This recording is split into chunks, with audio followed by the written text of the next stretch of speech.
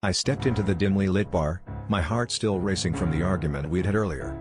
His stormy eyes had been filled with so many emotions: anger, desperation, fear, and now, here I was, seeking solace in a drink.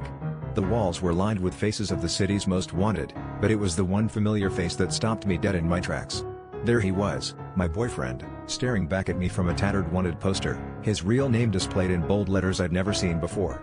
I felt the ground shift beneath me, like everything I knew was suddenly a lie. The realization hit me like a freight train. I had been living with a stranger, sharing my life, my secrets, with someone I didn't even know. Memories flashed through my mind, his reluctance to talk about his past, the way he'd always deflect questions about his family, his mysterious calls that always ended abruptly when I entered the room. It all made sense now, the puzzle pieces falling into place. But the betrayal was suffocating, a heavy weight pressing down on my chest. I confronted him that night, my emotions a hurricane of betrayal and heartbreak. He tried to spin tales of innocence, claiming he was set up, that it was all a misunderstanding. But his eyes couldn't meet mine, and his hands shook as he spoke. The man I thought I loved had been leading a double life, and as much as I wanted to believe him, the doubt was a shadow I couldn't shake. Our shouting match echoed through the empty apartment, each accusation a nail in the coffin of our relationship.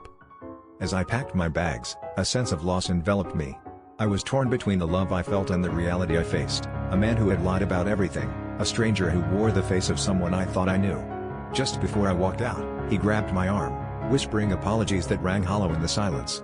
But there was one last twist, a confession that rocked me to my core. The reason he was wanted wasn't for a crime committed, but for the secrets he held, secrets that could ruin lives, including my own.